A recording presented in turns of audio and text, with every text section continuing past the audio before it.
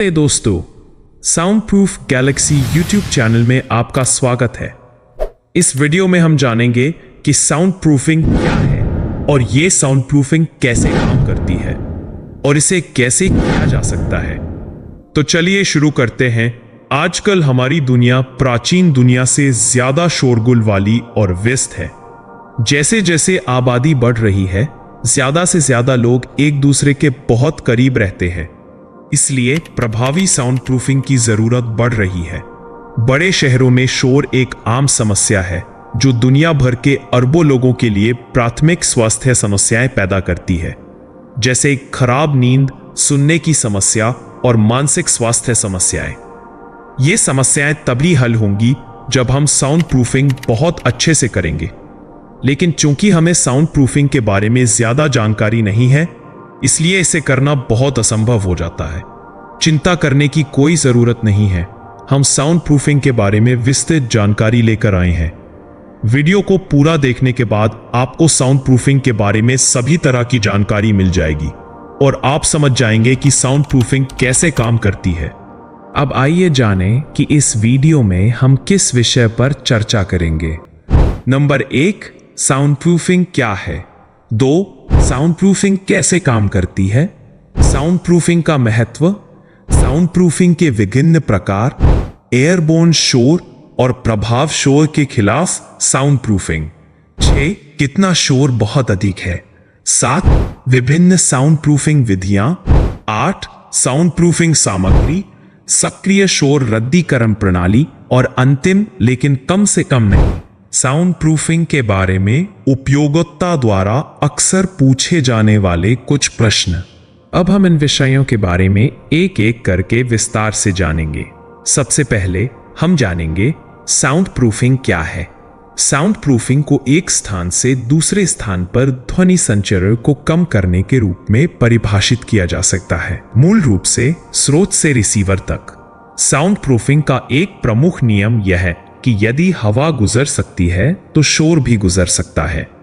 इसलिए sound proofing का मतलब है संपत्ति को ठीक से बनाना ताकि कंपन और हवा में मौजूद ध्वनि कुशलता पूर्वक फैल जाए और अवशोषित हो जाए।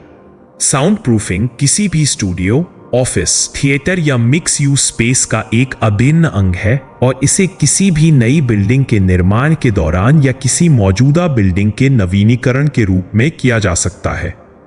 अब हम जानेंगे साउंड प्रूफिंग कैसे काम करती है। साउंड प्रूफिंग सामग्रियों के उपयोग को कम करके काम करती है जो या तो ध्वनि को अवशोषित करती है या कम करती है। जब ध्वनि पूरी तरह से अवरुद्ध नहीं होती है तो पर्याप्त शोर में कमी संभव है। साउंड प्रूफिंग ध्वनि के 2 तरीकों को पकड़कर काम करती है। हवा ध्वनि संचारित करने का सबसे अच्छा तरीका या माध्यम है। ध्वनि के संचारित होने का सामान्य तरीका हवाई ध्वनि के रूप में होता है। यह तब होता है जब कोई बोलता है और संगीत बजाता है तो ध्वनि तरंगे हवा के माध्यम से यात्रा करती हैं। ध्वनि के संचारित होने का दूसरा तरीका प्रभाव शोर के रूप में होता है। यह तब होता है जब ध्वनि कंपन एक ठोस माध्यम से यात्रा करती है। अब साउंड प्रूफिंग का महत्व। कोई भी व्यक्ति अपने आसपास शोर प्रदूषण पसंद नहीं करता है। उचित ध्वनि रोधन आपके पड़ोसी की आवाज को बाहर और आपकी आवाज को अंदर रखने में मदद करता है। पानी के विपरीत, ध्वनि तरंगें भौतिक द्रव्यमान द्वारा सीमित नहीं होती हैं, इसलिए 1% का उद्घाटन लगभग 50% ध्वनि रिसाव प्रदान करेगा। इसके कुछ प्रमुख लाभ है। सीधे अवांछित ध्वनि तरंगों के संचरण को कम करना। ध्वनिरोधी घर अलग अलग शेड्यूल वाले लोगों को एक साथ रहने की अनुमति देते हैं। ध्वनिरोधी व्यवसाय सभी घंटों में व्यावसायिक घंटे, गोपनीय बैठक स्थान, निर्बाध व्यावसायिक प्रवाह और प्रीमियम पुनर्विक्रय मूल्य की अनुमति देगा। अप्रत्यक्ष अवांछित ध्वनि तरंगों को हटाएं। ध्वनिरोधन की विभिन्न प्रकार। हम आमतौर पर ध्वनिरोधन को 3 मुख्य क्षेत्रों में विभाजित कर सकते हैं। प्रत्येक प्रकार पर नीचे विस्तार से चर्चा की गई है। आवासीय ध्वनिरोधन, ऑटोमोटिव ध्वनिरोधन, वाणिज्यिक ध्वनिरोधन। अब आवासीय ध्वनिरोधन के बारे में जानेंगे। आवासीय ध्वनिरोधन में घर से अवांछित ध्वनि को बाहर रखना शामिल है। घर के स्थान जैसे living room, bedroom, balcony, home theatre इत्यादि।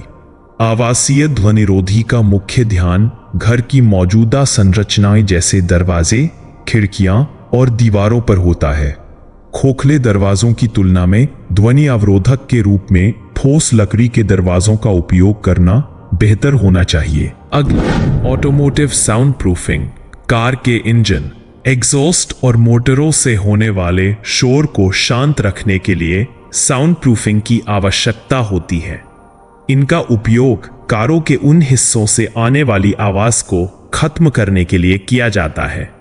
वाहनों के भीतर बहुत सारे शोर पैदा होते हैं जो वाहनों की ड्राइविंग गति और वातावरण को बदलते हैं। वाहनों में अलग अलग साउंड प्रूफिंग सामग्री लगाने से शोर को 9 डेसिबल तक कम किया जा सकता है। इस बार आ रहा है commercial sound proofing. School, college, office और अस्पताल जैसी व्यावसायिक संपत्तियों से अवांछित आवाज को दूर रखना कमर्शियल साउंड प्रूफिंग का मुख्य उद्देश्य है। अमेरिका में व्यावसायिक सुरक्षा और स्वास्थ्य प्रशासन के पास श्रमिकों के लिए एक निश्चित स्तर पर शोर को विनियमित करने की आवश्यकताएं हैं। इस बार हम वायुजनित शोर के विरुद्ध ध्वनिरोधन के बारे में विस्तार से जानेंगे। वायुजनित शोर वह शोर है जो हवा के माध्यम से यात्रा करता है। वायुजनित शोर के सामान्य उदाहरण है बात करना, टीवी, रेडियो, बक्से बजाना आदि। वायुजनित शोर घरों में समस्या पैदा कर सकता है। हमारे पास एक पतली आंतरिक दीवार है जो खराब तरीके से इंसुलेट की गई है और उनके बीच में अंतराल है। खराब तरीके से इंसुलेट का मतलब है कि ध्वनि दीवार में अंतराल के माध्यम से स्वतंत्र रूप से यात्रा कर सकती है बिना अवशोषित किए। हवा में मौजूद शोर को कम करने में प्रभावी रूप से द्रव्यमान और नमी जोड़ना शामिल है। आइए जानें कि प्रभाव शोर ध्वनिरोधन के खिलाफ कैसे काम करता है। प्रभाव शोर का मतलब है जब प्रभाव बनाया जाता है और कंपन इमारत के माध्यम से होता है। प्रभाव शोर उन घरों में एक समस्या है जहां कमरों के बीच निर्बाध कनेक्शन है। प्रभाव शोर के उदाहरण हैं किसी व्यक्ति का फर्श पर भारी चलना, दरवाजे बंद करना, हथौड़ा मारना, फर्श पर नाचना, फर्नीचर को हिलाना आदि।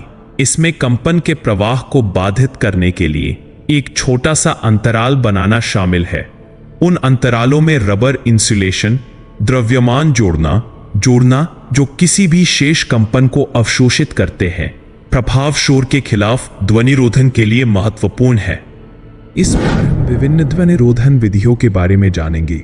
शोर या ध्वनि तरंगों को कम करने के लिए ध्वनिरोधन के कई अलग अलग तरीकों का उपयोग किया जा सकता है। कुछ सामान्य विधियां हैं अवशोषण, वियोजन, डंपिंग।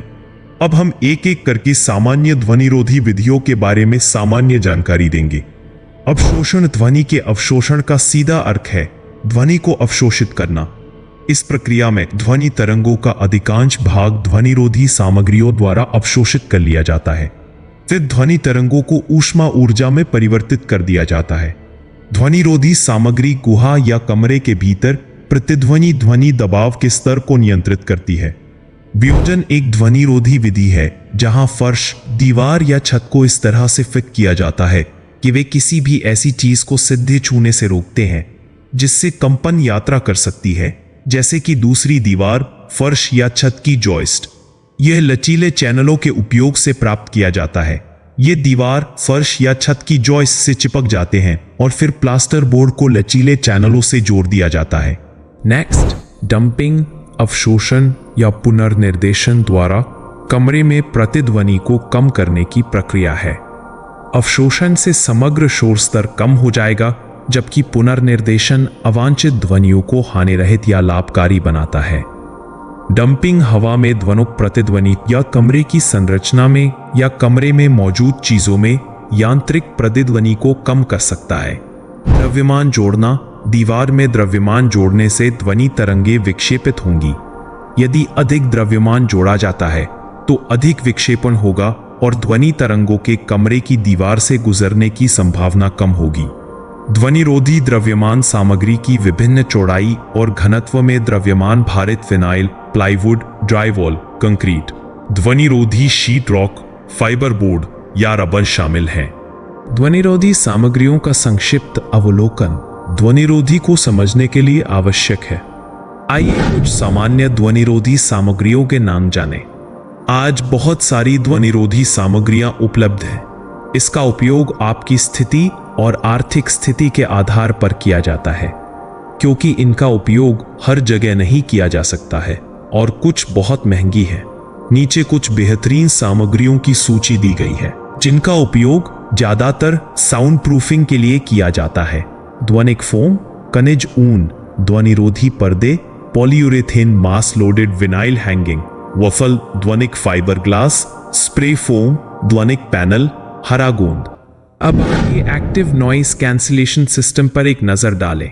नॉइस कैंसिलेशन सिस्टम, जिन्हें active noise cancellation system ANC system के रूप में भी जाना जाता है, हाईटेक साउंड प्रूफिंग समाधान है। ये सिस्टम अपने बिल्ट इन स्पीकर का उपयोग करके कमरे में आने वाले शोर को सुनने के लिए माइक्रोफोन का उपयोग करके काम करता है। इस तरह की तकनीक काफी महंगी है और इसकी अपनी सीमाएं हैं। एक्टिव नॉइस कैंसिलेशन तकनीक बाहरी शोर से जूझती है जो किसी भी वॉल्यूम का हो सकता है और किसी भी दिशा से आ सकता है, जिससे इसे प्रभावी ढंग से रोकना मुश्किल हो जाता है। अंत में हम साउंड प्रूफिंग के बारे में उठने वाले सामान्य प्रश्नों के बारे में जानेंगे। प्रश्न संख्या 1, फर्श के लिए सबसे अच्छी साउंड प्रूफिंग सामग्री क्या है? उत्तर, फर्श के लिए इस्तेमाल की जाने वाली सबसे अच्छी साउंड प्रूफिंग सामग्री है ध्वनिक अंडरलेमेंट, ध्वनिरोधी विनाइल MLV, ध्वनिरोधी फ्लोर इंसुलेशन, ध्वनिक फ्लोर टाइलें, ध्वनि अवशोषित करने वाला कालीन पैडिंग। प्रश्न संख्या 2, साउंड प्रूफिंग के लिए सबसे अच्छा रॉक वूल कौन सा है?